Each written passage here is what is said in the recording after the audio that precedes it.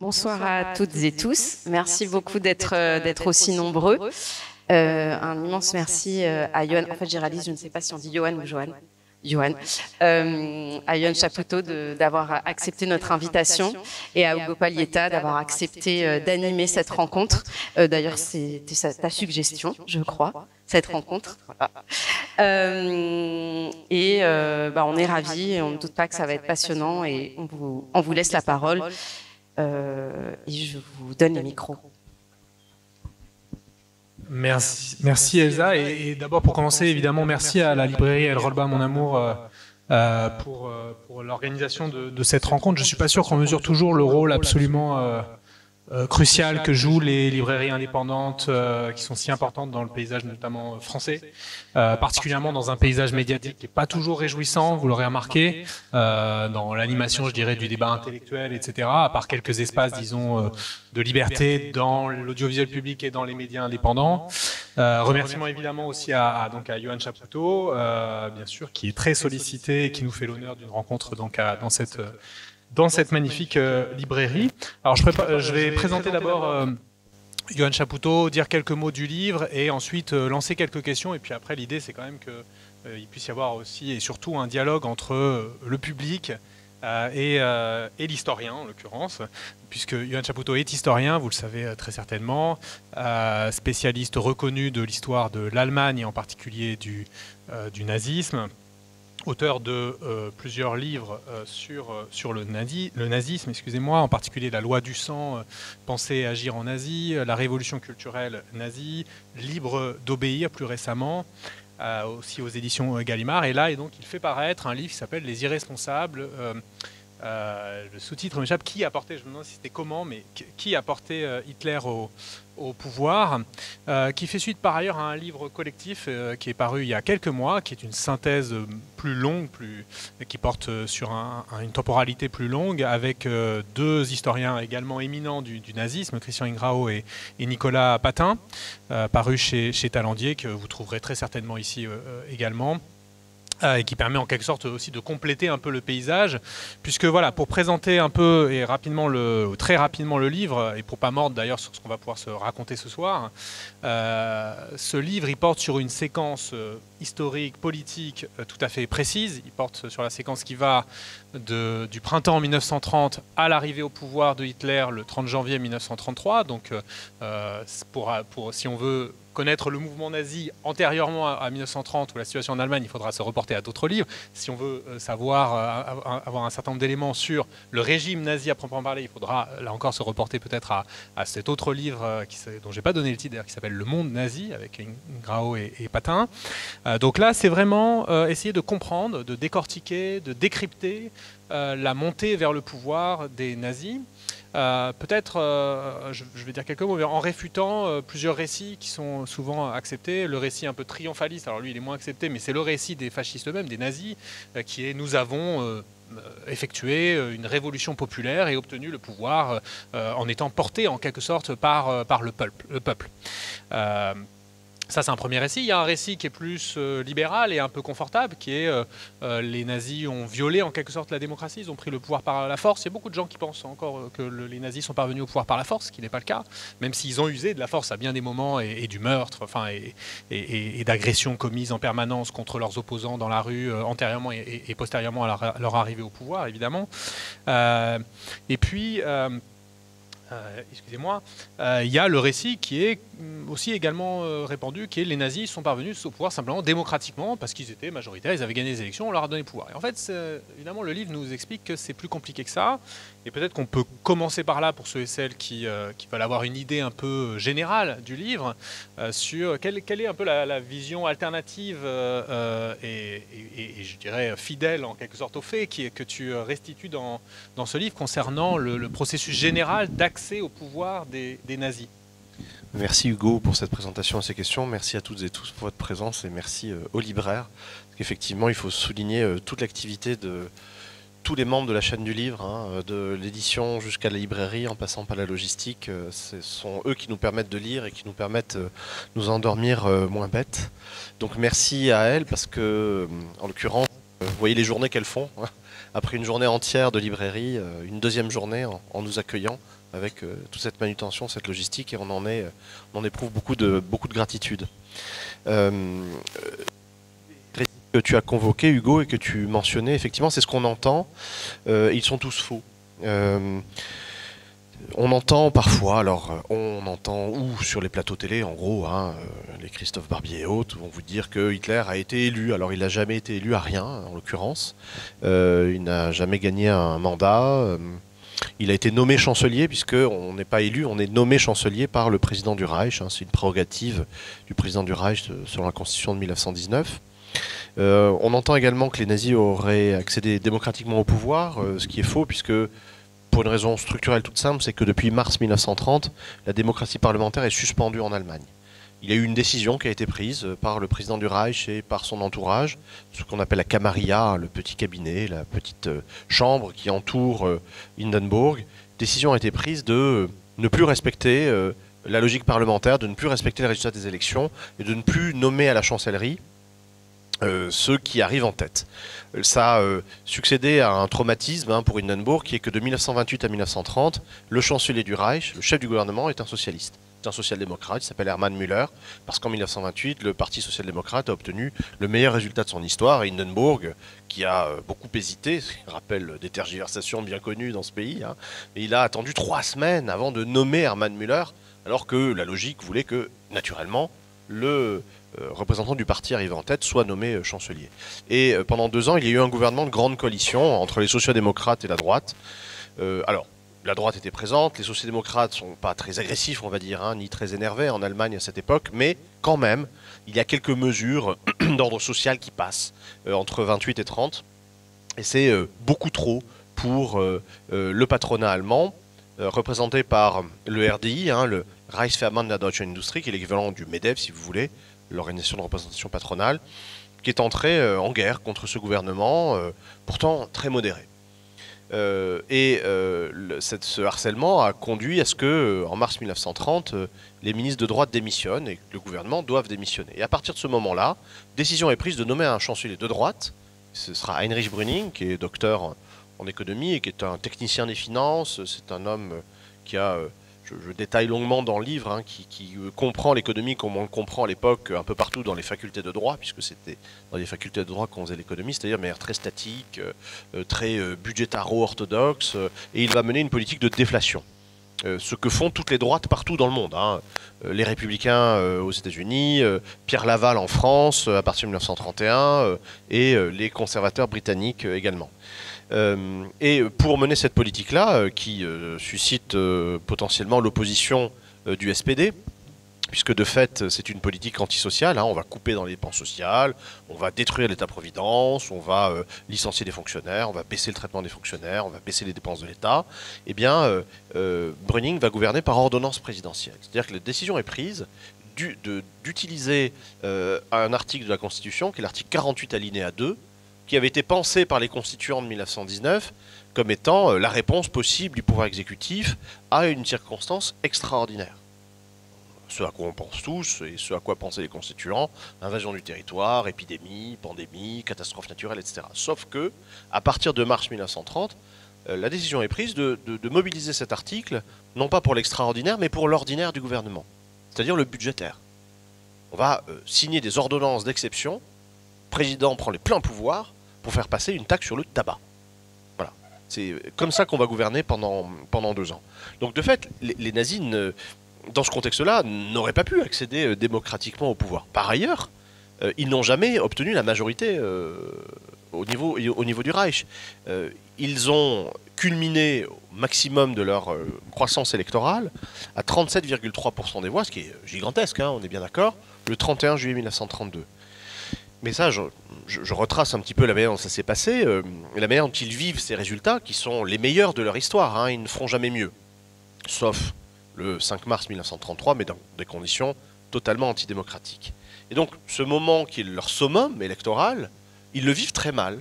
Goebbels note dans son journal 2 choses. Il dit « On a gagné une broutille », eine Kleinigkeit, dit-il, et il note, commentaire, « à gerber », zum Kotzen. Ces résultats sont à gerber. Pourquoi ? Parce que de fait, les nazis font plateau entre le second tour des élections présidentielles en avril 1932 où Hitler a été battu par Hindenburg et les élections législatives du 31 juillet, ils ont gagné au niveau du Reich, au niveau de la totalité de l'électorat allemand, ils ont gagné entre 300 et 400 000 voix, c'est-à-dire pas grand-chose. Pas grand-chose par rapport à la dynamique de progression quasi logarithmique qu'ils ont connue, effectivement, de 1928 jusqu'à 1932. Quand vous partez de 2,8% en 1928 et que vous arrivez à 37,3% en 1932, effectivement, c'est la courbe que l'on voit dans tous les manuels scolaires en réalité. Courbe vraiment logarithmique, que l'on conjugue d'ailleurs avec la courbe de progression du chômage. Et l'exercice que l'on propose généralement aux élèves, c'est superposer les deux courbes. Qu'est-ce que vous en déduisez? On en déduit que la crise amène la misère qui amène le fascisme. Bon, sauf que c'est faux. Ça ne se passe pas comme ça, parce que si on resserre l'échelle, au niveau du mois et non pas de l'année, on se rend compte que entre avril et juillet, ça fait plateau, et après juillet, ça dégringole. Il y a une chute nette qui constitue un dévissage de type alpin, si vous voulez, dans les urnes, puisque entre les élections législatives de juillet et celles de novembre, il y a une dissolution au milieu. Les nazis perdent 2 millions de voix en 3 mois, ils perdent 34 députés, ils perdent 4 points. Mais ça, ce n'est qu'au niveau du Reich, c'est au niveau national. Ce n'est rien en comparaison du décrochage rapide qu'ils connaissent à l'automne 32 dans tous les scrutins locaux, cantonaux, municipaux, où là on accuse des pertes de 10, 20, 30, 40 points. Vous imaginez, des dévissages de 40%, enfin de 40 points en l'occurrence. C'est le cas à Weimar, ville symbolique s'il en est, c'est une toute petite ville qui n'est pas très importante en soi, mais pour les nazis c'est important parce que c'est la ville de la Constitution d'une part, et par ailleurs, c'est une forteresse nazie. C'est une ville d'extrême droite, Weimar, pendant toutes les années 20, à telle enseigne d'ailleurs que les nazis ont fait leur premier congrès, non pas à Nuremberg, mais à Weimar. Et là, ils perdent 35 points en décembre 1932. La conclusion des hiérarques du parti, Goebbels, Hitler, Göring, Himmler, etc., c'est que c'est terminé. Le décrochage est tel que le parti nazi est fini. C'est la conclusion que les nazis eux-mêmes tirent de cette conclusion logique, que tout le monde tire en l'occurrence. Observateurs politiques, nationaux ou étrangers, il y a ce fameux texte de Léon Blum qu'on cite souvent, un éditorial du Populaire en novembre 1932, après les élections du 6 novembre, où Léon Blum note, je cite, les nazis sont exclus du pouvoir, ils sont exclus de la perspective même du pouvoir. Et on cite souvent ce texte pour prouver à quel point personne n'avait pris la mesure du danger nazi, de cette poussée tectonique du mouvement nazi, de cette marée brune, tout le monde était aveugle. Mais non, tout le monde voit très bien ce qui se passe. Et Blum le premier, qui est un observateur très sagace de la politique internationale, et Blum a bien compris que les nazis sont finis. Ils le disent eux-mêmes.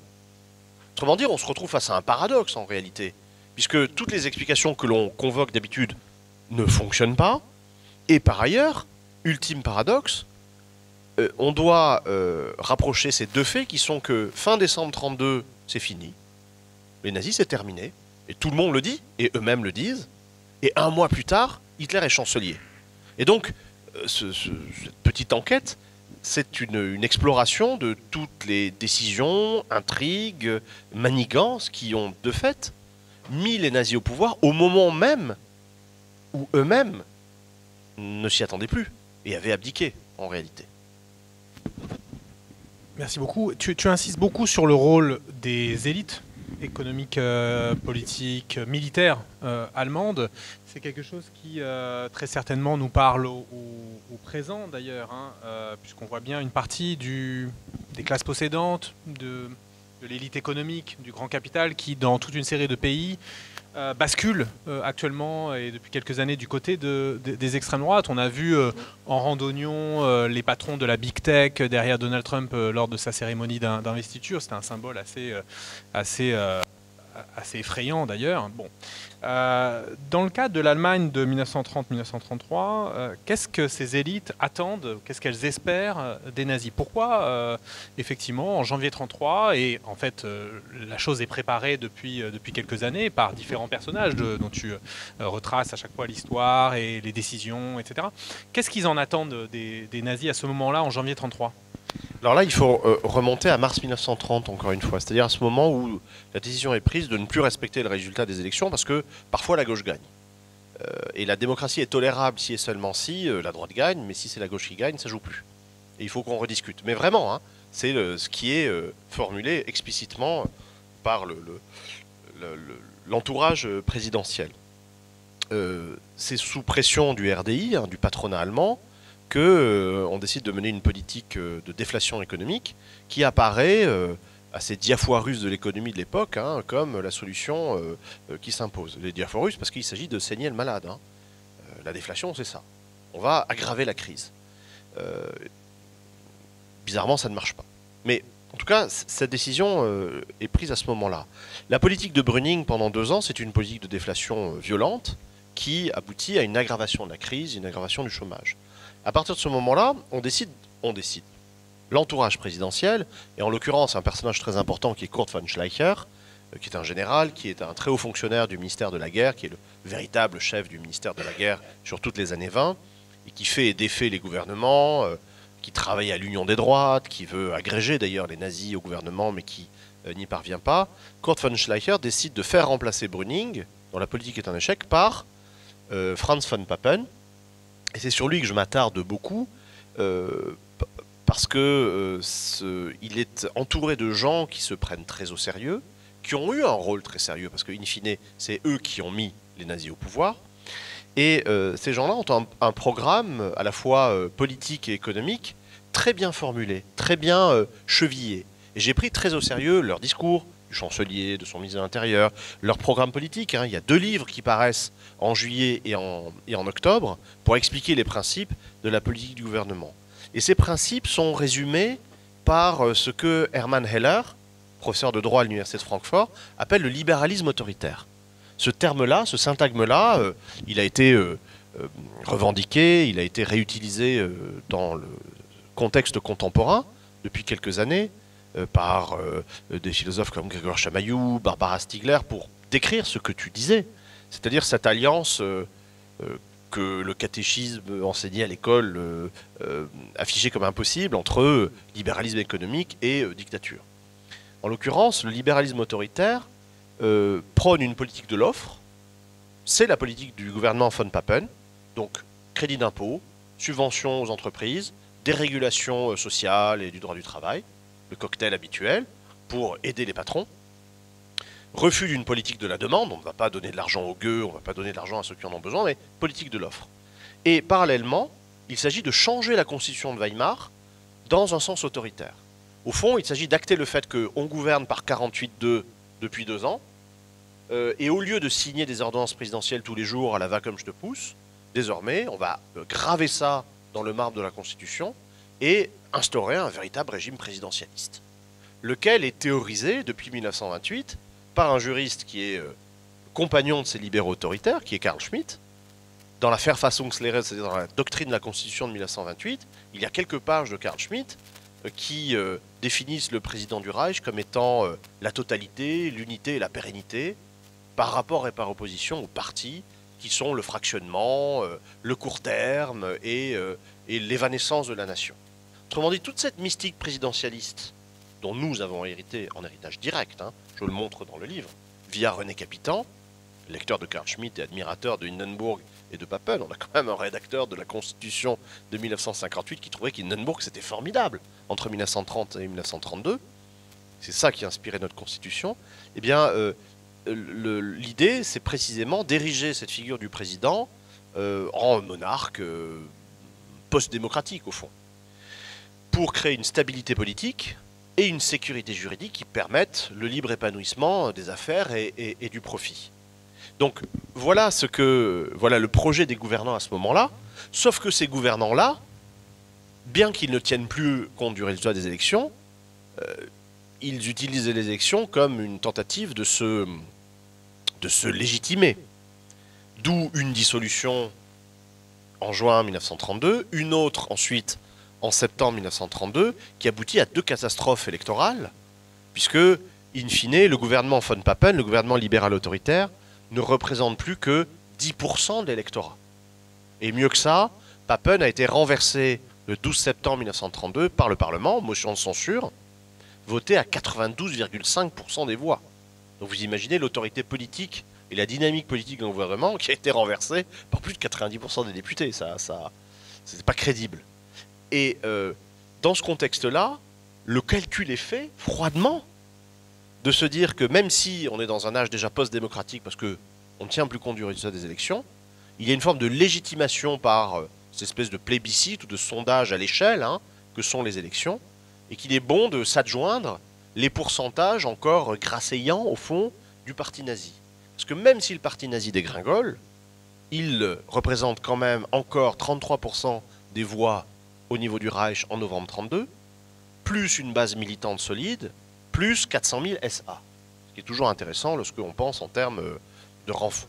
Voilà, de milice paramilitaire du parti nazi, qui peut, dont on imagine qu'il puisse prêter main forte à l'armée et à la police en cas de subversion communiste. Surtout que l'armée était restreinte depuis le traité de Versailles à 100 000 hommes. C'est 100 000 hommes, l'armée allemande. Et ça, c'est plus que l'armée allemande à ce moment-là. C'est 4 fois plus, alors 4 fois plus que les chiffres officiels, parce qu'en réalité, bon, il y en a un petit peu plus de soldats de l'armée allemande, mais on ne le dit pas trop fort. Et par ailleurs, autre chiffre intéressant, la police prussienne, qui est la plus importante force de police du Reich, c'est 90 000 hommes. Donc vous voyez les proportions. Et donc le calcul est fait de s'adjoindre cette force-là, d'autant plus que, comme ils sont en dévissage, les nazis, on imagine qu'ils seront moins exigeants et moins gourmands. Autrement dit, c'est une conception agioteuse, boursicoteuse de la politique, qui conduit à acheter les nazis à la baisse, au fond.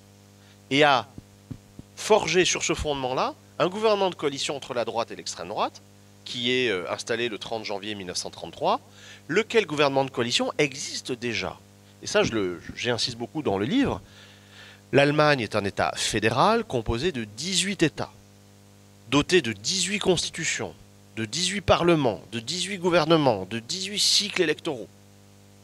Et dans 3 de ces Länder, la Thuringe, le Braunschweig et le Oldenburg, vous avez des gouvernements déjà de coalition entre la droite et les nazis. Depuis 1930, quand on dit que les nazis arrivent au pouvoir en 1933, c'est faux, ils sont là depuis 1930 en Thuringe. En Thuringe, le ministre de l'Intérieur, depuis décembre 1930, est le docteur Wilhelm Frick, qui est un nazi convaincu, qui d'ailleurs sera ministre de l'Intérieur du Reich en janvier 1933. Et la droite, au fond, autour de von Papen, se dit que c'est jouable cette alliance, parce qu'au niveau des Länder, ça se passe très bien. On travaille bien avec les nazis. En réalité, ils ne sont pas si délirants que ça, ils sont très raisonnables, ils ne demandent qu'une seule chose, qui est le ministère de l'Intérieur. Et on leur donne systématiquement, dans les 3 Länder où ils sont en coalition, ils ont le ministre de l'Intérieur, ce qui n'est pas anodin, puisque c'est le ministre de l'Intérieur du Land de Braunschweig, Brunswick, qui naturalise Hitler en février 1932. Hitler était un étranger. Et c'est le docteur Dietrich Klages, ministre de l'Intérieur de Braunschweig, qui naturalise l'Autrichien Hitler, qui devient le citoyen Adolf Hitler, donc en février 1932. Donc, c'est fort de cette expérience que l'on se dit qu'on peut, au fond, transposer cette expérience des Länder au niveau du Reich. Et c'est le pari de von Papen, pari qui semble gagnant, parce qu'il les achète à la baisse, les nazis. Et au soir du 30 janvier 1933, le véritable événement, c'est pas qu'Hitler soit chancelier, c'est que Papen est un génie. Papen a réussi un coup de maître. Il est vice-chancelier d'un gouvernement d'alliance où la droite, qui est en perdition, se trouve ultra majoritaire. Parce que sur les 12 membres du cabinet Hitler-Papen, vous n'avez que 3 nazis. Le chancelier, mais qu'on ne prend pas au sérieux parce qu'il n'a même pas son brevet des collèges. C'est un beauf du Sud qui parle avec un accent rocailleux. C'est un hystérique agité. Enfin, voilà. Le ministre de l'Intérieur, mais c'est quelqu'un de très bien. On a l'expérience de travailler avec lui en Thuringe depuis longtemps. C'est un avocat, un docteur en droit. Il tient très bien sa fourchette à poisson. Il sait parfaitement humer son cognac. C'est un bourgeois. Ça se passe bien. Et Hermann Göring, 3e ministre nazi, qui est ministre sans portefeuille. Donc il siège au Conseil, mais il ne dirige pas d'administration. Sauf qu'il y a quelques petits détails qui ont échappé à la vigilance de Papen et qui vont faire que la droite libérale autoritaire qui croit avoir fait un coup de génie tactique va se faire dévorer. Parce que Göring, ministre sans portefeuille au niveau du Reich, très bien, il n'a aucun pouvoir en réalité. Sauf que il se fait nommer au même moment ministre de l'Intérieur de Prusse, donc chef de la plus puissante police du Reich. Et 90 000 hommes dont il va faire le meilleur usage. Oui, il y a une illusion parmi les élites allemandes, notamment von Papen dit on va tellement le coincer Hitler qu'il va couiner. Je crois que c'est ça la citation. Ouais. Alors il y a une autre image d'Épinal, c'est les nazis comme une force plébéienne, comme une force sociale ou socialiste. Elon Musk a récemment dit que les nazis étaient une force de gauche socialiste. Hein, quand il est allé en Allemagne, il a dit ça. Je crois que c'était une intervention à distance, il me semble, dans un meeting de l'AfD, donc ce parti d'extrême droite en Allemagne actuellement. Donc il y a toute cette image qui a été en partie construite par la propagande de Goebbels, etc., et qui a été alimentée aussi par les sections d'assaut, qui avaient un élément effectivement plébéien. Mais du coup, on a parlé de l'image de l'usage que les élites allemandes pensaient faire des nazis. Les nazis, par rapport à l'économie notamment, c'est quoi leur position ou par rapport au libéralisme? Est-ce que vraiment ils ont une politique sociale? Est-ce qu'ils défendent une politique même socialiste, anticapitaliste, anti-système, puisqu'ils étaient très opposés au système, ils voulaient en finir avec l'époque du système, c'était leur langage. Qu'est-ce qu'il en est de leur position en matière économique et sociale? Alors là encore, il faut revenir à 1919, au moment de la cristallisation de ce mouvement-là qui s'intitule Parti national socialiste des travailleurs allemands, avec une réduplication des deux éléments. À chaque fois, vous avez travailleurs et socialistes, donc ça c'est pour la gauche, et vous avez national et allemand. Le parti nazi, au tout début, fait partie d'une myriade de mouvements qui entretiennent cette ambiguïté de manière volontaire. Hein. Il s'agit de construire un leurre, en réalité, un attrape-nigo, qui va détourner une clientèle électorale tentée par le socialisme et le communisme pour la rabattre vers la solution nationale et nationaliste. Donc on promet quelques points de programme qui peuvent parler à la gauche, et ça c'est une vieille tactique de l'extrême droite qui remonte bien à la fin du 19e siècle en France. Hein. Zef Sternel l'a bien montré dans son livre, son premier grand livre qui est La droite révolutionnaire. Hein, le boulangisme, c'est ça. Un ultranationalisme xénophobe et antisémite, mais avec quelques promesses sociales. Donc les nazis font la même chose. Sauf que, très rapidement, ils mènent la politique de ceux qui les financent, c'est-à-dire le patronat, la banque et la bourgeoisie bavaroise, puisque c'est un parti qui est en Bavière. La ligne politique des nazis, c'est de s'opposer par exemple à tous les mouvements sociaux. Il y a beaucoup de grèves au début des années 20, un petit peu partout en Allemagne, les nazis sont contre à chaque fois. L'ambiguïté vient précisément, et tu l'as dit, de Goebbels. Goebbels est nommé Gauleiter de Berlin, c'est-à-dire chef du parti nazi à Berlin. C'est quelqu'un de très sagace, qui a une bonne analyse de la situation et qui a très vite compris que Berlin est une ville de gauche, et qui va d'ailleurs le rester. Hein. Et que pour essayer d'implanter le parti nazi dans une ville ouvrière et de gauche comme Berlin, il faut apprendre à parler le social, voire le socialiste. Il faut peut-être parfois discuter avec le KPD, faire peut-être parfois tribune commune, le parti communiste, grève commune avec le KPD, avec le Parti communiste. Hein, c'est la grève du 6 novembre 1932. Mais ça ne vaut que pour Goebbels et pour Berlin. De manière très significative, au moment où les choses deviennent sérieuses au niveau du Reich, c'est-à-dire au moment où la perspective de l'arrivée d'un Hitler à la chancellerie se précise, Goebbels est à l'écart des négociations. Les négociations, elles sont menées par Göring, très bien réticulées dans les meilleurs réseaux du patronat, de l'aristocratie, de la bourgeoisie, par un très beau mariage et par sa fortune personnelle, par Ribbentrop, qui est millionnaire et qui est négociant en vin fin, et par des gens venus du monde économique, le docteur Schacht, celui qui a sauvé la monnaie allemande en 1924, qui s'est converti au nazisme dès le début des années 30, qui met son carnet d'adresses, son entre-gens, ses réseaux au bénéfice du parti nazi, et pas mal de journalistes de la presse économique berlinoise qui, là aussi, offrent leur service à Hitler et au parti nazi pour arranger les choses et lever les malentendus avec les patrons. Et ce sont eux qui organisent, alors il y en a plusieurs, qui ont des petits groupes de travail au sein du parti, qui organisent une sorte de tournée des Rotary Club. À partir de 1931, Hitler va parler aux patrons, entre midi et 2, le soir, etc. Bon, il les assomme de ses discours, mais au fond, il les rassure en disant « Ne vous méprenez pas, nous n'avons rien à voir avec la gauche. Hein. C'est de la blague, ça. C'est pour appâter le chaland, c'est la tactique, c'est Goebbels dans son coin, mais soyons sérieux. Nous, ce que l'on prône, c'est le Führerprinzip, le principe du chef. Notre vision du monde, elle est homologue à la vôtre. Il y a des inégalités de nature. c'est le social-darwinisme, c'est le racisme, c'est l'antisémitisme. Il y a des gens qui sont élus par la nature pour être au sommet. C'est vous, c'est moi. On est d'accord sur tout. Et par ailleurs, on vous promet deux choses, qui est un, la revanche sur novembre 1918. Novembre 1918, c'est le cauchemar des patrons. Hein. C'est juin 36 ou 68. C'est un moment où vous avez une révolution de type soviétique en Allemagne, qui va être bien étouffée par les sociodémocrates. Hein.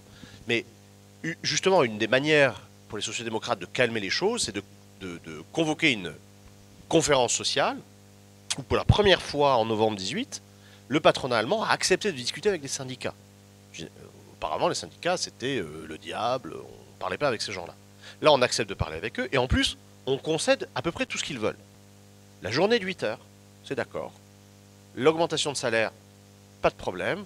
Et représentativité syndicale dans les entreprises, dans les conseils d'entreprise, avec plaisir.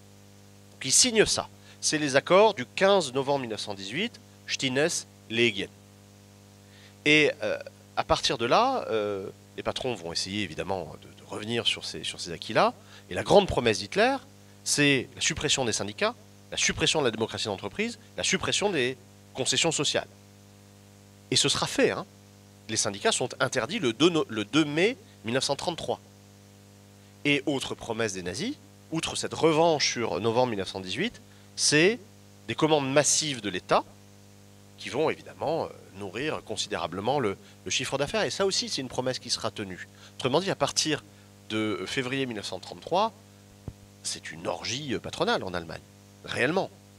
D'autant plus que plus le temps avance, moins la main-d'œuvre va coûter cher, puisque à partir de 1939, au fond, comme vous avez 18 millions d'hommes sous l'uniforme, c'est les SS qui vous louent à prix d'amis la main-d'œuvre concentrationnaire. Quand vous voyez le gain en capitalisation des entreprises allemandes, qui au passage n'ont pas changé de nom, hein, après 1945, comme si elles assumaient cette histoire-là, sauf IG Farben, pour des raisons encore plus complexes, mais ces entreprises-là ont monstrueusement bénéficié de la période nazie. On a gagné beaucoup d'argent sous le Troisième Reich, grâce au Troisième Reich, et par ailleurs, ça s'est matérialisé après 1945 dans une politique de retour d'ascenseur, si vous voulez, où on a vu des conseils d'administration, des entreprises privées, une école de commerce, recycler des SS par centaines ou par milliers, puisqu'on avait fait des affaires avec eux pendant 12 ans. Alors il y a beaucoup d'autres questions que j'aimerais te poser, mais je veux qu'il y ait du temps pour la discussion avec le public. Peut-être une dernière. Tu donnes dans ton livre un certain nombre d'éléments d'histoire presque contrefactuels, d'une certaine manière. Qu'est-ce qui se serait passé si, à tel ou tel moment, Hindenburg n'avait pas été élu. Si von Schleicher avait pu aller au bout de son projet en décembre 32, janvier 33, si Hindenburg n'avait pas été convaincu à ce moment-là de nommer Hitler, etc. Il y a une histoire contrefactuelle que tu ne proposes pas, j'aimerais t'entendre là-dessus, ça concerne plutôt la gauche allemande qui est assez, qui est présente, notamment le SPD dans le livre, mais assez peu le Parti communiste. Est-ce qu'il était possible d'imaginer autre chose à partir de la gauche allemande? Je dis ça parce que si on ne fait pas cet exercice, bien sûr on risque l'anachronisme en le faisant, mais si on ne le fait pas, on risque toujours de laisser entendre que tout ce qui s'est passé devait se passer. Une vision une sorte d'illusion rétrospective d'une forme de fatalité. Et donc je pense que c'est important de faire ce type d'exercice, y compris là à partir de la gauche. Alors tu le fais à partir de la tactique de von Schleicher ou d'autres éléments. Est-ce qu'on pourrait le faire à partir de la gauche allemande et se dire à tel ou tel moment il y avait une possibilité importante? Alors évidemment ça nous parle, je dis ça aussi parce que ça nous parle au présent. On est dans un contexte où on est amené à se poser ce genre de questions. Est-ce que des occasions n'ont pas été manquées? Qu'est-ce qu'il faudrait faire, etc. Et l'histoire a aussi peut-être peut parfois nous informer de certaines choses au présent.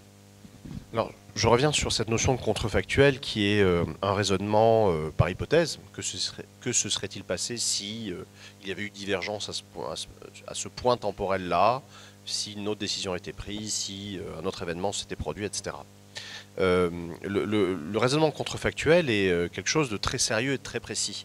Autrement dit, je développe des hypothèses contrefactuelles qui sont très travaillées aussi par mes collègues historiens en Allemagne sur des points en réalité très crédibles.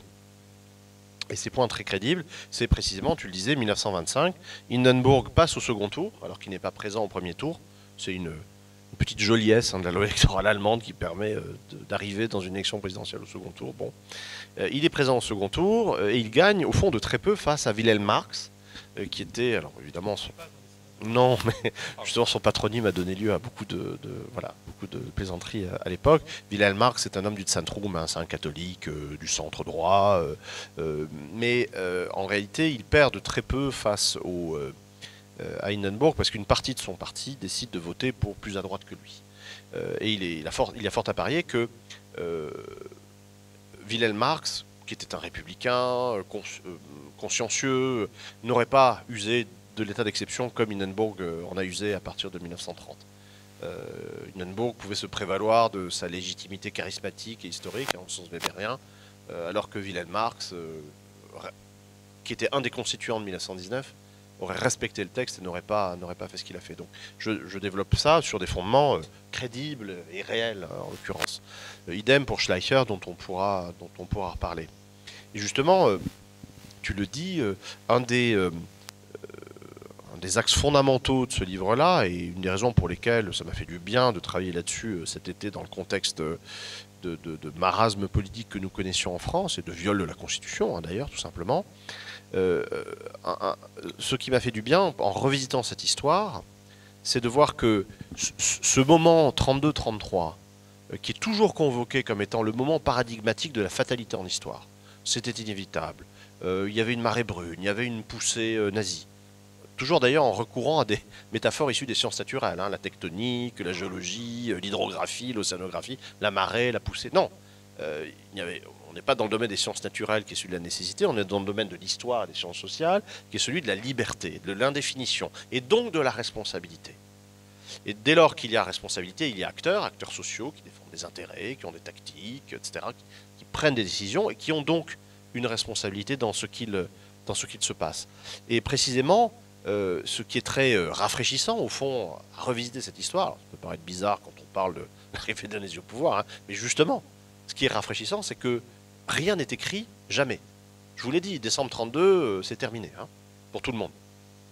Et le plus beau, c'est que le 30 janvier 1933, au matin, le jour même de la nomination d'Hitler à la chancellerie du Reich, on ne sait toujours pas à 11h moins 5 si ce fichu gouvernement va pouvoir prêter serment devant le président Hindenburg.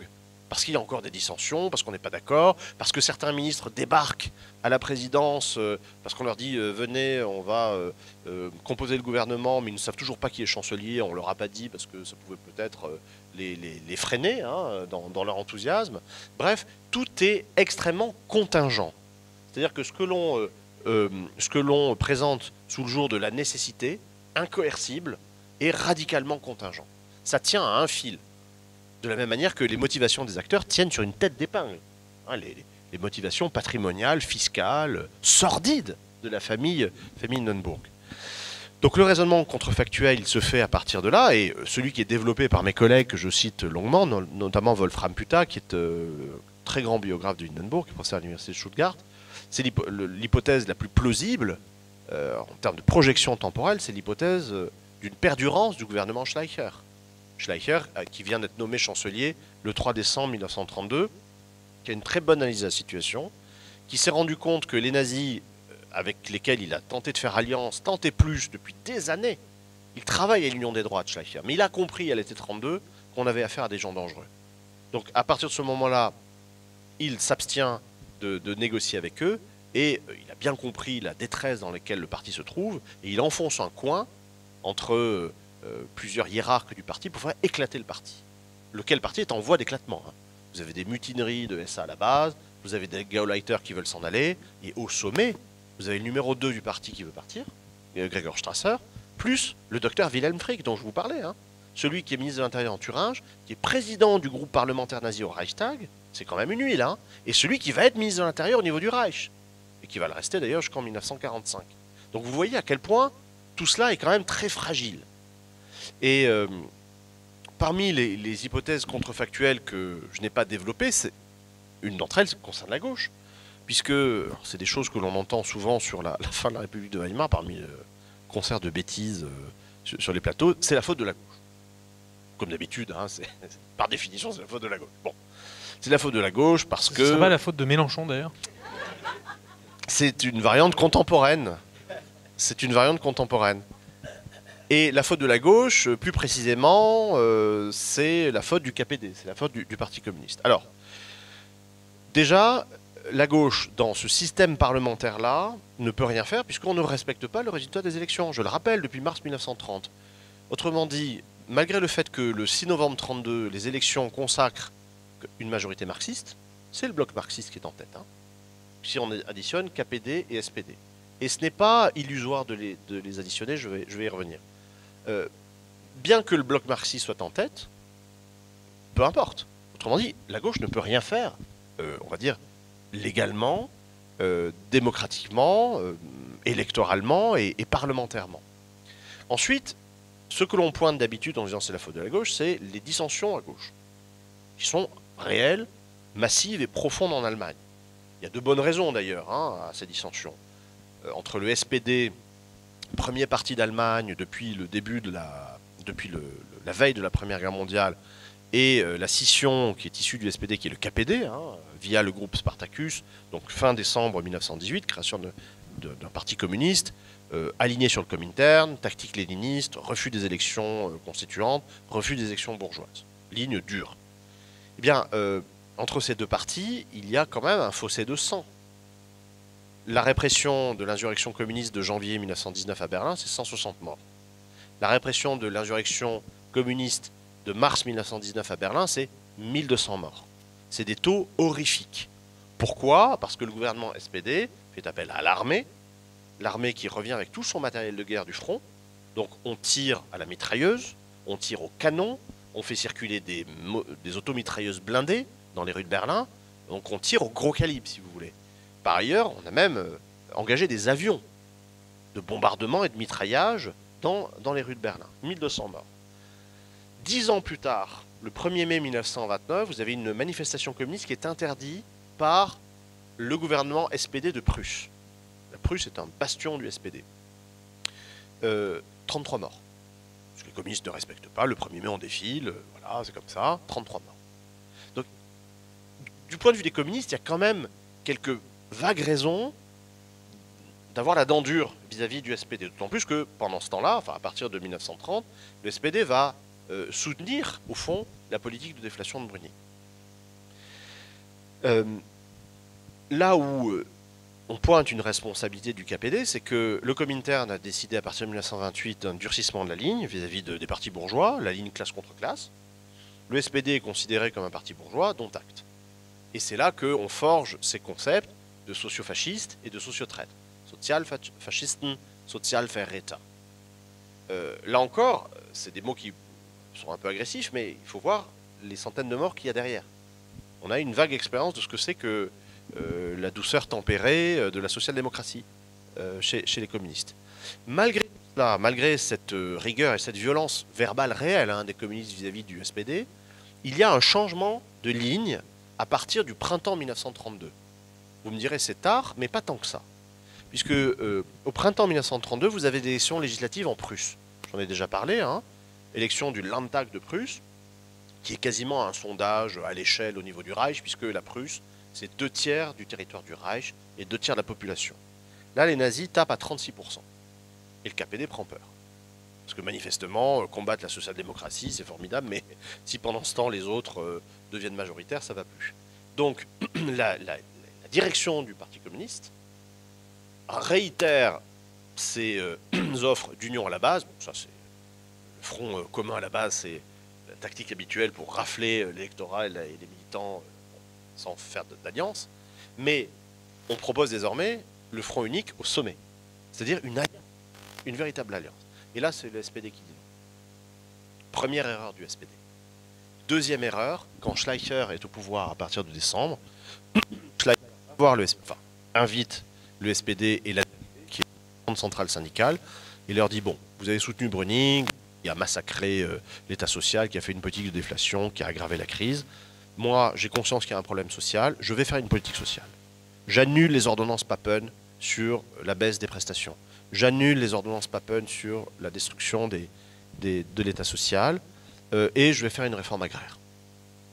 mesure sociale, voilà. Il a dit soutenez-moi. Et là, le SPD dit ah bah non. Parce que nous, on est en train de baisser dans les urnes, parce qu'on a soutenu une politique de droite. Le KPD continue de monter, donc il faut qu'on se refasse une virginité, une identité de gauche. Donc on va vous combattre à mort. C'est-à-dire qu'au moment où vous avez un type qui n'est pas à leur tasse de thé, j'entends bien, c'est un général prussien, c'est pas extraordinaire pour un social-démocrate. Mais il faut se souvenir qu'en avril 1932, le SPD a appelé à voter pour le maréchal Hindenburg au premier tour de l'élection présidentielle. Donc les vieilles ganaches prussiennes, à particules, manifestement, ils n'ont pas trop de problèmes avec, en général. Puisque, précisément, eux, ils ont fait barrage dès le premier tour. Ils ont soutenu Hindenburg. Donc Schleicher peut espérer quand même un soutien du SPD. Eh ben non. Non, non, finalement, on est de gauche, donc on va vous combattre. C'est extraordinaire de contretemps et de bêtises, en réalité. Merci beaucoup, Yoann Chapoutot. Je propose qu'on ouvre la discussion. On a déjà pas mal, je pense, présenté le livre. Après, si vous voulez en savoir plus, il faudra nécessairement acheter le livre. Est-ce qu'il y a eu des affrontements avec les communistes dans la rue en 1933 ? Il me semble que Hobsbawm, l'historien anglais d'origine autrichien, a mentionné ça, et c'était apparemment très dur. Très dur. C'était apparemment très dur, les affrontements avec les nazis dans la rue. Ah oui, en oui. 1933. Oui, bien sûr. Là, alors, quand je mentionnais les coopérations SPD-KPD, il y en a de fait à la base dans le cadre de l'action antifasciste, qui se crée précisément en 1932, qui n'est pas forcément soutenue par, selon les moments, par les directions des partis, mais qui se font à la base, hein, au niveau des rues, des quartiers, au niveau des entreprises. Et effectivement, il y a une résistance à la violence nazie. La violence nazie, elle est radicale. Hein. Une des concessions de Schleicher, lorsqu'il veut toujours faire alliance avec les nazis, en juin 1932, c'est de dissoudre le Reichstag à la demande des nazis. Voilà, les contemporains se demandent quelle est la rationalité d'une telle idiotie, hein, d'une telle dissolution dans un tel contexte. Vague écho avec des événements plus récents. Et deuxième concession, réautoriser les SA et les SS. Parce que Brüning et son ministre de l'Intérieur, le général Gröner, avaient interdit les milices nazies qui faisaient un peu trop de dégâts dans la rue pour des raisons d'ordre public. Alors oui, alors ça, c'est un des motifs d'espérance pour nous, c'est que pour le coup, je ne pense même pas à des décisions récentes, hein, mais de manière plus générale, lorsque vous voyez ce que sont les institutions et par qui sont tenues les institutions républicaines allemandes à l'époque, on a changé de monde, de fait. Hein. La jurisprudence des tribunaux allemands dans les années 20 et les années 30, elle est comique, tellement elle est grotesque. La différence de traitement entre un militant communiste, un syndicaliste d'un côté et un SA qui se fait prendre sur le vif, elle est à hurler. On a des statistiques très précises là-dessus qui vous montrent que un communiste qui gifle un SA dans la rue, c'est 10 ans ferme. Un nazi qui va égorger à main nue un syndicaliste dans la rue, c'est 4 mois avec sursis, avec les excuses et les félicitations du tribunal. Hein. Non mais je caricature à peine. Hein. Les statistiques que l'on a sont ahurissantes. Voilà, mais pour revenir à ce que vous disiez, effectivement, vous avez une résistance à la violence nazie, oui. Les gouvernements avant Hindenburg et après von Papen, ils ont bien vu quand même qu'il y avait une violence nazie dans la rue et qu'ils attaquaient aussi bien les communistes ou d'autres opposants. Ils n'ont pas réfléchi avant. Comment ça s'est matérialisé, se laisser aller pour dire oui, on sait qui ils sont, mais on va quand même aller avec eux. Alors, il y a un élément de contexte qui est un paramètre qui est à lisser, si vous voulez, lorsqu'on veut faire des comparaisons. On se trouve dans l'entre-deux-guerres, dans des contextes politiques, anthropologiques, culturels, où la violence est beaucoup plus présente. Hein. C'est un historien américain, qui est d'ailleurs un exilé de 1933, Georges Mossé, qui a parlé de la brutalisation des sociétés européennes.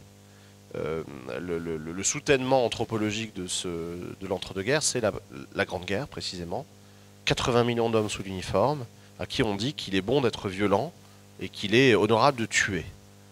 La démobilisation prend beaucoup de temps, d'un point de vue technique, économique, etc. Mais le plus difficile, c'est la démobilisation psychique, culturelle. Et ça, c'est quelque chose qui n'a pas été réussi en Allemagne. On l'observe dans des pays, plus précisément dans des pays qui estiment avoir été injustement battus ou injustement traités, comme l'Italie, avec la victoire mutilée. Et on constate un phénomène d'hystérèse, de rémanence de la violence de guerre dans l'espace civil, au niveau du langage comme au niveau des pratiques. Quelque chose de tout simple, une rixe entre étudiants avant 1914, c'est des claques et des coups de poing. Une rixe entre étudiants, entre corporations étudiantes en 1919, c'est des coups de feu avec des armes lourdes. Pourquoi? Parce qu'on a ramené des armes du front, et vous avez plus de 5 millions d'armes de guerre. Je ne parle même pas des armes domestiques, de chasse, etc. 5 millions d'armes de guerre en circulation en Allemagne. Donc là, on passe à un autre niveau. Ce qui n'est pas notre cas, et ce qui montre bien aussi que lorsqu'on fait des comparaisons, et on peut faire des comparaisons en termes d'analogie structurelle, on doit défalquer certains éléments. Typiquement, le rapport à la violence. Tim Snyder l'a très bien montré dans un article ou dans une note de blog au mois de janvier, quand il parle de coup d'État fasciste aux États-Unis actuellement.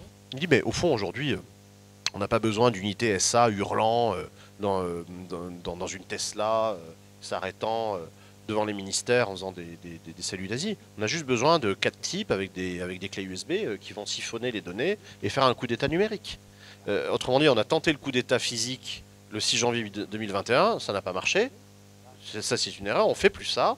Maintenant, on envoie les petits mignons de Doge et de Musk détruire numériquement l'État. Et l'État fédéral américain est...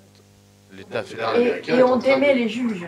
Oui, bien sûr. Voilà, c'est ça. Là, il y a une sénatrice républicaine qui vient de sortir, qui veut faire une loi comme quoi il faudrait faire des tribunaux spécialisés de manière à pouvoir contrer tous les juges qui essaient de contrer les décrets complètement anticonstitutionnels de Trump.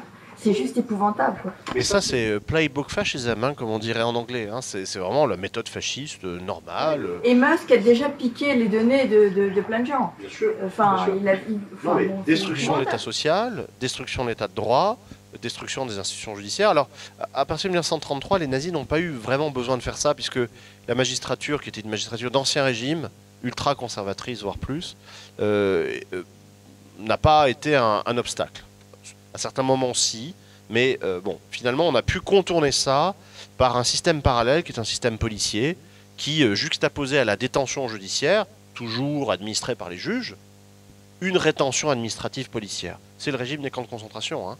C'est le décret-loi, l'ordonnance présidentielle du 28 février 1933, qui suspend tous les droits fondamentaux garantis par la Constitution de 1919, qui crée la rétention de protection et qui crée le régime d'internement en camp de concentration. Donc on a fait ça comme ça à ce moment-là. Si vous voulez, les modalités sont différentes à chaque fois, mais le principe et la fin sont identiques également à chaque fois. Oui, je voudrais rebondir très rapidement là, sur ce qui vient d'être dit sur les juges américains. Je ne suis pas sûr qu'on ait besoin de les démettre. On peut surtout en nommer qui sont en fait complètement d'accord avec une politique d'autorité. C'est ce que fait la Federal Society actuellement, c'est-à-dire qui fournit des juges à la botte de l'administration Trump pour que justement ils ne puissent pas, que les juges ne s'opposent pas à l'État fédéral tel qu'il dérive actuellement. En fait, ma question, elle concerne ce concept de libéralisme autoritaire qui me parle beaucoup, notamment en ce qui concerne la société américaine actuellement. Je pense qu'il me semble que c'est au fond un terme beaucoup plus adapté que le terme qu'on entend beaucoup actuellement, qui est illibéralisme. Et la deuxième chose, c'est que je me demande si en fait cette transformation du libéralisme en libéralisme autoritaire, il n'est pas inscrit en fait dans les gènes du libéralisme, dans son ambiguïté qui est à la fois d'être une philosophie des droits individuels, de la liberté individuelle, et en même temps une idéologie de classe et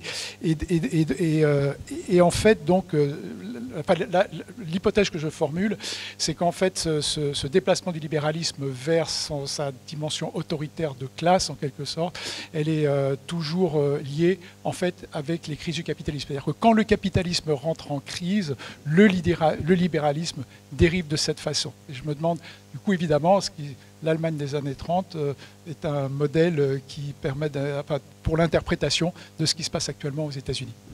Mais ce que vous dites là est dit de manière très pédagogique aussi par Hitler. Le 27 janvier 1932, il fait un discours, son plus grand discours patronal, devant 1500 patrons, devant le club de l'industrie de Düsseldorf. La police d'ailleurs note l'approbation croissante au fil du discours de l'orateur. L'orateur qui est accueilli par Fritz Thyssen au cri de Heil Herr Hitler. Donc il accueille de manière tout à fait aimable pour Hitler. Et dans ce discours, un discours fleuve, il explique plusieurs choses. Il explique notamment que, au fond, entre l'idéologie patronale et les nazis, il y a une affinité élective évidente. Je vous le disais tout à l'heure. L'idéologie de la performance, de la productivité, de l'exploitation, de l'extraction, l'idéologie de la hiérarchie naturelle, donc du darwinisme social. Et tout cela montre les affinités électives structurelles qu'il peut y avoir entre un libéralisme économique qui effectivement repose sur le principe de l'individu, de la performance et de la hiérarchie, et qui se marie très bien avec le fascisme. Au fond, le mariage entre libéralisme on va dire économique et libéralisme politique ou démocratie, état de droit, c'est un mariage très conjoncturel et très court comme séquence de l'histoire humaine, très localisée d'ailleurs, de part et d'autre de l'Atlantique, dans quelques pays. C'est une séquence historique à laquelle on assiste peut-être à sa fin actuellement, mais qui est très localisée, très contingente et très limitée dans l'espace et dans le temps. Et de fait, ce concept de libéralisme autoritaire, qui date de l'époque, automne 32, nous permet de repenser à nouveau frais ces mythologies, ces catéchismes qu'on nous a demandé de pieusement accepter et approuver, et qui ne trouvent pas de validation empirique historique massive.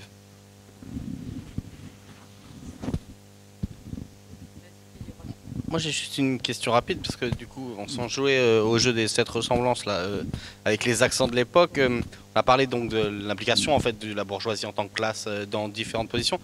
À propos de la scène médiatique, je voudrais savoir qu'est-ce qu'il en est, et spécifiquement plus sur à partir du moment où il y a cette utilisation on déraille complètement par rapport en utilisant la Constitution pour ne pas respecter les élections. Est-ce qu'il y a des contestations? C'est-à-dire comment ce tournant de la bourgeoisie au pouvoir est commenté dans la presse, et est-ce qu'il y a des secteurs qui sont réticents à ce qui se passe, et quels sont les secteurs qui l'accompagnent? Est-ce qu'il y en a voilà. Alors, la contestation, elle vient d'abord du SPD, qui se voit privé de la chancellerie, bon, c'est pas normal, et qui joue le jeu de la Constitution, puisque de premières ordonnances de l'article 48.2 sont prises par Hindenburg et Brüning, et contrepartie, article 48.3, le Parlement peut voter la révocation des ordonnances qui ont été imposées au Parlement. C'est ce qui se passe en juillet 1930. À partir de ce moment-là, alors que tout s'est déroulé conformément à la Constitution, Hindenburg dissout. Ce qui n'était pas prévu par la Constitution. Il n'est écrit nulle part que si vous avez une motion de rejet des ordonnances présidentielles, vous avez dissolution. Mais il le fait. Et pire que ça, il profite d'un vide juridique qui n'avait pas été imaginé par les constituants, évidemment, et que pendant que le Parlement est renvoyé, il n'y a pas de Parlement, il re-signe les mêmes ordonnances qui, dès lors, ne peuvent pas être révoquées par le Parlement sur le fondement de l'article 48.3. Et là, comme dirait ma fille cadette, ça se fait pas. Ça se fait vraiment pas. Et le SPD est tétanisé par ça. Il y a un viol manifeste, sinon de la lettre, du moins de l'esprit de la Constitution, et le SPD en tire une leçon, qui est que maintenant on va tout approuver. On ne va plus voter de motion de l'article 48.3, parce que sinon il y a dissolution, et de toute manière, il va nous faire repasser les ordonnances en loose day. Donc en fait, le SPD qui est un peu comment dire, en bout de course en réalité. Hein. Du point de vue du personnel, ça se voit. Ils sont âgés, ils sont fatigués. Otto Braun, qui dirige la Prusse, est en maladie permanente. Ils n'ont plus d'idées sur rien en réalité. Hein. Du point de vue économique, ils se disent qu'au fond, ils vont soutenir Brüning parce qu'ils sont d'accord avec ce que fait Brüning. Le grand penseur de l'économie dans l'SPD, c'est Rudolf Hilferding, qui était à 2 reprises ministre des Finances, et qui est d'accord avec la politique de déflation austéritaire. Donc, on ne réagit pas. Maintenant, sur la presse, j'y consacre un chapitre entier à Hugenberg. Le docteur Alfred Hugenberg, c'est l'histoire d'un milliardaire d'extrême droite qui met tout son argent, ses réseaux, sa puissance au service d'une cause politique d'extrême droite, de régénération nationale, en prenant le contrôle de plus de 1600 titres médiatiques. Il possède en propre 2 compagnies de cinéma. Il a racheté l'UFA, hein, quand même, qui est la grande compagnie cinématographique de l'époque, plus la Doily qui fait les actualités cinématographiques, hein, qui sont diffusées au titre de journal cinématographique avant les séances. Et il le contrôle par un système d'abonnement et de franchise, au fond, 1600 titres de presse. Quasi-totalité de la presse allemande. Hein. Il impose des cadrages, du langage, des obsessions, des peurs et des solutions qui sont celles de l'extrême droite, lui-même ayant pris la tête de l'autre parti d'extrême droite en Allemagne en 1928, qui est le DNVP, le Parti national populaire allemand, dont le discours est le même que celui des nazis. Et Hugenberg va, dans un contexte, on va dire, social, culturel allemand, qui n'est pas plus antisémite, qui n'est pas plus belliciste, qui n'est pas plus atroce que dans d'autres pays. Et là, on pense évidemment aux travaux de Vincent Tibéry sur le mythe de la droitisation française. Les médias d'extrême droite nous donnent une vision évidemment totalement faussée de la réalité, et surtout de la perception de la réalité, en nous faisant croire que tout le monde est d'extrême droite. Regardez les sondages qui viennent de tomber sur la condamnation de Marine Le Pen, hein, approuvée aux 2/3 dans la population française. C'est pas ce qu'on dit sur CNews. Voilà. Et Hindenburg, pardon, pas Hindenburg, je voulais pas dire Bolloré, donc je me suis concentré. Non, c'est Hugenberg. Extrême droitise l'espace public allemand en imposant, évidemment, tous les classiques de l'extrême droite, dont d'ailleurs, j'y consacre des passages évocateurs pour nous, dont d'ailleurs cette condamnation du wokisme de l'époque, hein, la panique culturelle de l'époque, qui s'appelle le bolchevisme culturel, Kulturbolschewismus, qui ne veut rien dire, qui n'est jamais défini comme d'autres ismes contemporains, mais qui rassemble toutes les angoisses de la droite.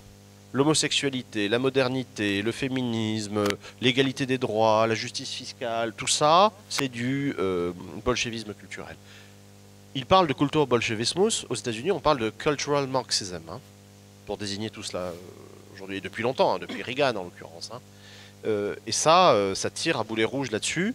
Par ailleurs, Hugenberg rend les nazis salonfähig, comme on dit, hein, c'est-à-dire dignes d'être fréquentés dans les meilleurs salons, puisqu'il leur offre des tribunes. Il les associe à des projets de plébiscite contre le plan Young en 1929.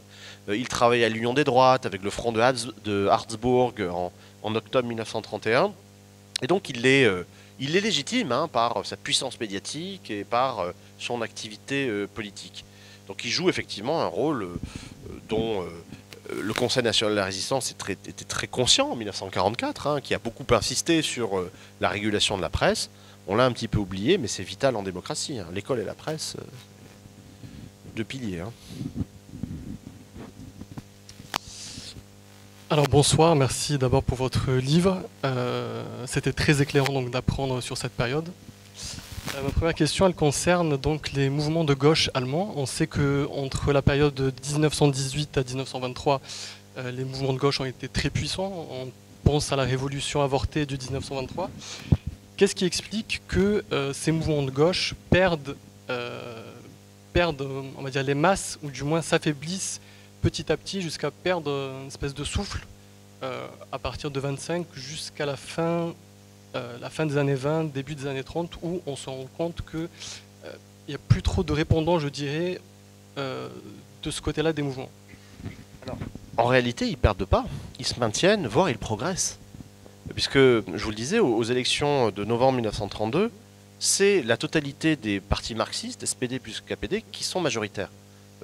Dans mon souvenir, 36 ou 37%. Donc en réalité, le bloc marxiste s'est maintenu, voire a progressé.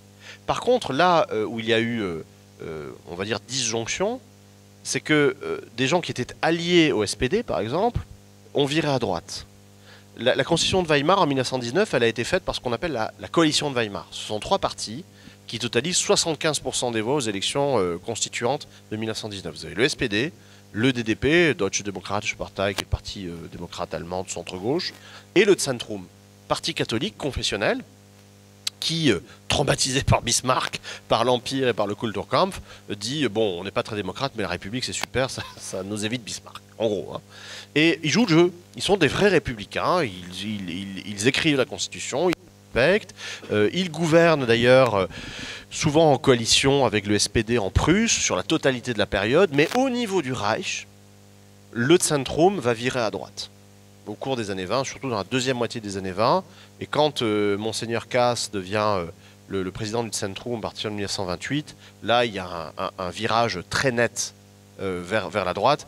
Pour l'anecdote, mais ça n'en est pas une, hein, parce que ça va avoir des conséquences effarantes en 1933, Monseigneur Kaas était un proche d'Eugenio Pacelli, qui était nonce apostolique du Vatican, du Saint-Siège, en Bavière d'abord, puis à Berlin, au niveau du Reich, qui avait fait un concordat en Bavière, qui n'avait pas réussi à faire un concordat au niveau du Reich, et qui va négocier en réalité les voix du Zentrum pour les pleins pouvoirs de 1933 contre un concordat.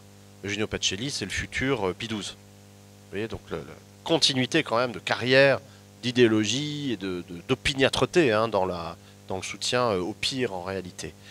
Donc en réalité, la gauche marxiste se porte plutôt bien. Par contre, elle est divisée. Et elle est divisée à mort, hein, c'est le cas de le dire, par ce fossé de sang, je vous le disais, qui les oppose depuis 1919. Sauf à ce moment de prise de conscience du KPD, printemps 1932, avec une main tendue au SPD qui ne la prend pas. Ma question est, qu'est-ce qui a motivé, c'est-à-dire, bon, il n'y avait pas que le grand patronat, il y avait aussi les artisans et autres. Qu'est-ce qu'ils ont vu dans le parti nazi? Une libération, enfin, alors je dirais plutôt une révolution libérale, une révolution libérale ou une évolution, on peut dire, de type social pour un petit peu calmer le peuple. Qu'est-ce qui a pu les accrocher dans le programme du parti nazi, tout en voyant les exactions, et que ce n'était pas du tout un parti démocrate, quoi, enfin, pour l'époque. Hein. Alors, pour ce qui est des artisans, comme vous dites, hein, il y a une partie du patronat allemand qui est très importante, qu'on appelle le Mittelstand en Allemagne, hein, c'est le socle géologique de l'économie allemande, hein, c'est les PMI, PME. Et ça, c'est un patronat qui s'est nazifié très vite, dès la fin des années 20, pour plein de raisons sur lesquelles on pourrait revenir. Mais dans l'analyse que je fais, ça ne compte pour rien, dans la mesure où ces gens-là votent, nourrissent les bataillons nazis, mais de fait, comme il n'y a plus de fonctionnement démocratique et parlementaire depuis mars 1930, ça ne compte pour rien. Les véritables acteurs, ce sont la grande banque, le grand patronat, le lobby agrarien, des grands propriétaires terriens de l'Est, qui eux, alors là, se sont nazifiés dès le début des années 30 et qui prônent pour une solution Hitler depuis un moment. Et ce sont eux qui comptent, parce que ce sont eux qui ont accès au président, et c'est lui qui a la signature. Donc, le fait que les nazis gagnent ou perdent des élections, finalement, et donc que les petits patrons votent ou ne votent pas, peu importe, puisque ce n'est pas sur ce plan-là que ça se joue, pas du tout. Ça se joue au niveau, en l'occurrence, des discussions entre le cabinet du président, quelques familiers, dont Franz von Papen, et à partir du 4 janvier 1933, à partir de la première rencontre entre Papen et Hitler chez le banquier Schröder à Cologne, ça se joue chez Joachim von Ribbentrop, dans des tête-à-tête, et dans des discussions, déjeuner, apéro, dîner, soirée, où on va discuter concrètement de l'alliance droite-extrême droite. Donc au fond, c'est ça qui est décisif in fine, dans un fonctionnement qui est présidentialiste et non démocratique. C'est beaucoup plus simple, mais est-ce que vous avez peur aujourd'hui des fantômes des années 30 ? Je ne sais pas très bien ce que ça veut dire, fantôme des années 30, pour le coup. Parce que, justement, dans ce livre, j'ai fait un épilogue qui essaie de justifier épistémologiquement la comparaison en histoire, le raisonnement par analogie, etc. Moi, je vois beaucoup de motifs d'espoir, en réalité. Déjà, le premier motif, on en a déjà abondamment parlé, c'est qu'il n'y a pas de fatalité en histoire. Contrairement à tout ce qu'on veut nous faire croire. C'est le tour du RN, c'est le tour de l'extrême droite, de toute façon, ils vont gagner. Ben non. En l'occurrence, le moment que l'on mobilise à chaque fois pour nous dire que finalement les nazis arrivent toujours au pouvoir, montre bien le contraire. Que rien n'était écrit et que plutôt le scénario qui se passait était l'inverse. Donc ça, c'est un premier motif d'espoir, une forme au fond, de désincarcération de l'imaginaire politique, qui était complètement emprisonné dans cette espèce de matrice, là, entretenue d'ailleurs par les manuels scolaires, que la crise économique entraîne la crise sociale, qui entraîne la crise politique et l'arrivée des nazis au pouvoir. Voilà.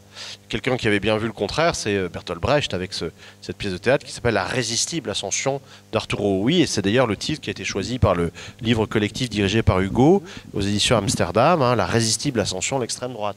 Tout est résistible. Alors, en l'occurrence, il n'y a rien d'inéluctable. Donc ça, c'est le premier motif.